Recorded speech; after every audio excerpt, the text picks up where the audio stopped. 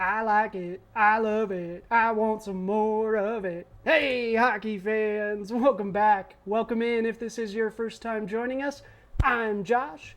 This is the Hockey Flow, and today it's Friday, October 7th, 2022. And if you didn't guess by the intro, we're talking about the Nashville Predators on another edition of Today in Hockey. That's right. Thank you guys again. I do appreciate you. Nashville and San Jose, they kicked off the regular season today. And I tell you what, the Predators, they looked pretty good and it inspired me. So we've got another question of the day on our hands, and it involves or revolves around the Predators. We're going to look at some player cards from Jfresh Hockey, some team projections from The Athletic. We got a lot of fun stuff on our hands today, so be sure to stick around for that. If you do enjoy the content, take a moment, like the video, subscribe to the channel. Helps us out a ton, and I really do appreciate it. You also want to be a part of the best hockey community on YouTube, after all. I appreciate you guys. You are the best. So, all right, let's get into it. We got headlines first up today.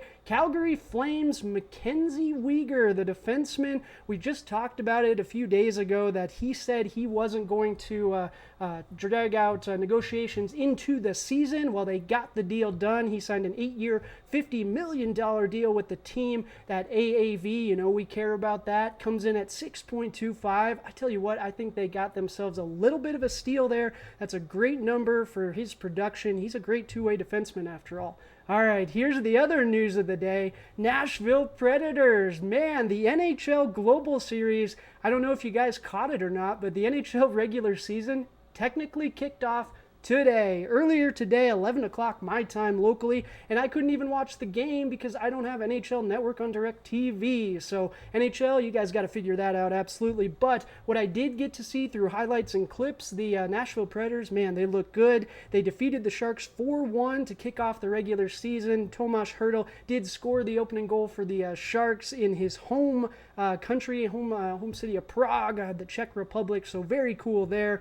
But Nashville, you guys looked good. You inspired me today. I needed to take a closer look at your team. It's time. Question of the day. Can the Nashville Predators, can you guys win the Western Conference this year? Tell you what, you look good. Your additions look good. So I thought it'd be fun to take a closer look at everything. So all right, let's get into it. First up, we got to look at the team, and then we're going to look at your competition. Who are you guys going to be competing with to see if you could potentially win the Western Conference this season? So all right, first up, the team. So again, big shout out to Jfresh Hockey on the team and player cards here, and big shout out to Dom with The Athletic on the team projection there at the bottom. We'll get into that in just a moment. So the team as a whole, last season, I would say was a success, Predators fans. I know there was a lot of talk of trading Philip Forsberg, but you guys did re-sign him this offseason, so kudos, hats off to you indeed. Let's take a look, though, at the standings. 82 games played, absolutely. 45 wins, 30 losses, and 7 overtime losses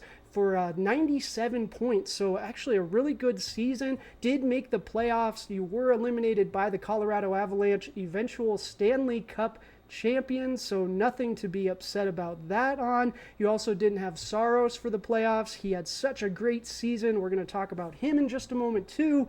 So yeah, overall, I would say last season was a success. Finished 7th overall in the league according to Jfresh Hockey. 3rd in your division. That Central Division is tough. Again, we're going to get to that in just a moment. But overall, it was a very good season. Very well-rounded team.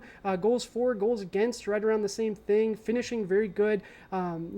Overall, solid season. So let's see what you guys did to supplement the roster. Did we change house? Did we do too many things here? So out, Luke Kunin, Matt Benning, Nick Cousins, and Matt Loof. And in, there we go, the big names, Ryan McDonough, Nino Niederreiter, Kiefer Sherwood, he's a nice addition, Kevin Lankinen for the attendee backup, and Zach Sanford, he might chip in some minutes too. So overall, we didn't lose anything too critical. That's good to see. Luke Kunin was a nice little player, but It's not like you lost a ton of production. Now, the pieces coming in, though, Ryan McDonough coming in from the Lightning. I love that move. I think he really shores up an already solid defensive unit. And then Nino Niederreiter, I was a little on the fence on him, but boy, scored a goal today, looking great. So if he can keep doing that, I saw an article, too, from the Hockey Writers. They were projecting him 25-plus goals this season. So absolutely, if he can do that, that is something that this team absolutely needs. So those are the players out. Those are the players in. We've got our lineups here, courtesy of Daily Faceoff. Big shout out to them as well, so we can see how this team is kind of shaping up. Probably did evolve a little bit after the game today, so we'll be sure to check on the roster later on as the season progresses. But let's take a look at our talking points. So we talked about it already. They were a solid team. They had a great season last year, and they got better. We added Nino. We added Ryan McDonough. They have talent and depth at all three levels. So what I mean by that is forward group, defenseman group, and the tendy spot. They have one of the best tendies in the entire NHL, and you see Soros. We see his player card right there from last season, 93rd percentile. He was absolutely fantastic, and boy, he just gives short tendies a great name. Absolutely. When he succeeds, it gives hope for all the other smaller tendies out there. Now, I do have some question marks when I look at this team. Number one, center depth, right? We look at Mikael Granlund, Ryan Johansson, Colton Sissons, and Cody Glass. So keep your eyes on Cody Glass. I don't know if you've been able to check out the Behind the Glass series on YouTube. I think it's on NHL Network as well. But Cody Glass has been a big part of the first couple of episodes, and he talked about how much work he put in the offseason, and you could see how much it meant to him to make the team. So I have got my eye on Cody Glass this season. I think he's going to have a big year. But if we look at the rest of that centerman depth, it does kind of worry me a tiny bit. In particular, Ryan Johansson. So we see the spike in his WAR from 2 seasons ago to last season, and that is absolutely drastic. And a big part of that was his shooting percentage. Prior to last season, his shooting percentage, highest career, was 13.9, so 14%, we'll call it good. Last season, he shot 22%.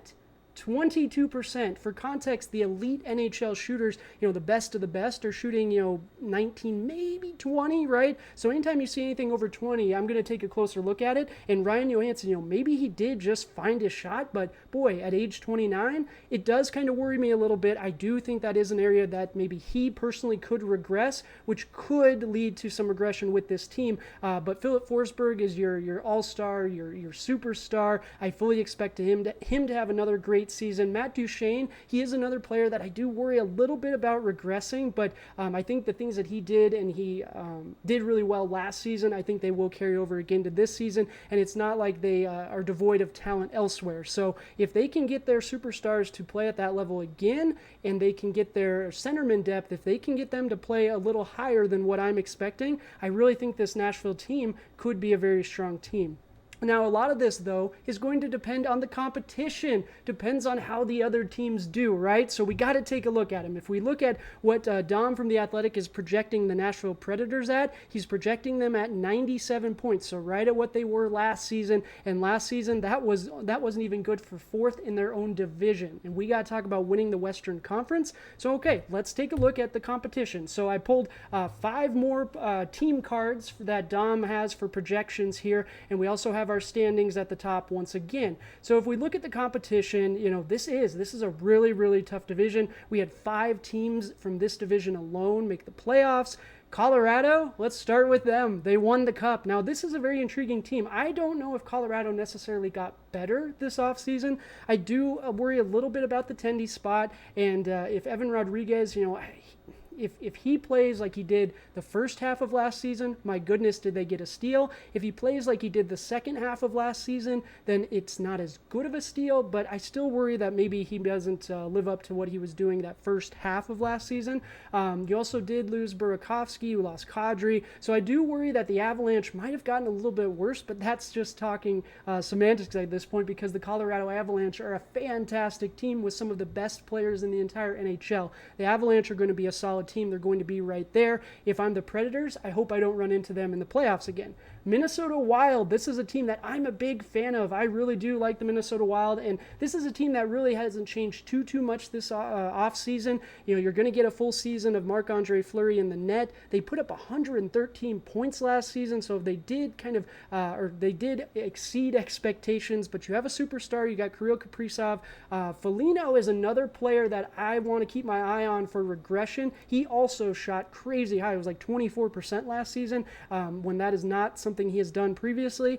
Got my eyes on him as well. So maybe 113 points for Minnesota is a little high for this season. 105, though, that Dom has him at. St. Louis, this is the spot that I think the Nashville Predators can gain some ground and leapfrog a team 1,000%. I don't think the St. Louis Blues got better this offseason. I think they're in a weird spot with their cap situation. They're in a weird spot with their players' age. They've got some really good young talent, right? But you also have some players that are on the other end of that spectrum. Ryan O'Reilly, are they going to let him walk at the end of the year? So the St. Louis Blues are a team that it's not like they necessarily got better. They were more worried about keeping certain pieces in place. Jordan Kyrou, re-signing him. Barbashev is another player that his shooting percentage was through the roof last season. I don't know. He is a young player, so he is someone that I don't know if it's going to regress or maybe he did just figure it out. I will be very curious to see how he does this season. And then we move on to Dallas and Winnipeg. So Dallas, they're a little bit of a wild card for me. I'm not sure exactly how they're going to do. Klingberg didn't have a great season last year for them in defense, and they lose him. I know they lost a couple of other pieces, but you've got Robertson, you've got Ottinger. They have some really good young pieces in place as well. So, you know what? If things go right, this could be another tough team also. And then last but not least, the Winnipeg Jets. The Winnipeg Jets are a team that honestly did worse than people expected last season, and they have some really good talent as well. So that kind of worries me too. Goodness, does Winnipeg outperform expectations this season and all of a sudden starts bringing it? So you got to worry about the division, absolutely, but you also have to worry about outside of the division. The Western Conference is stacked too. We look at Edmonton, Calgary, my goodness. So the list goes on and on. So can Nashville win the Western Conference? That's our question of the day. We've looked at everything, and the answer is the odds say no, but you know what? They've got the pieces to be a very, very good team this year. If things go right and other things go wrong for other teams, they could absolutely be towards the top of that division. They'll be right in the thick of it come playoff time, and then it's playoff hockey. Anything can happen, baby. So that's going to do it for the video today. What do you guys think? How's Nashville going to do this season? Am I being a little too excited for the Predators, or am I coming in a little low here? Am I underselling them? Let me know down in the comments. Be sure to check out our other videos. I do appreciate you guys all. Until next time, cheers.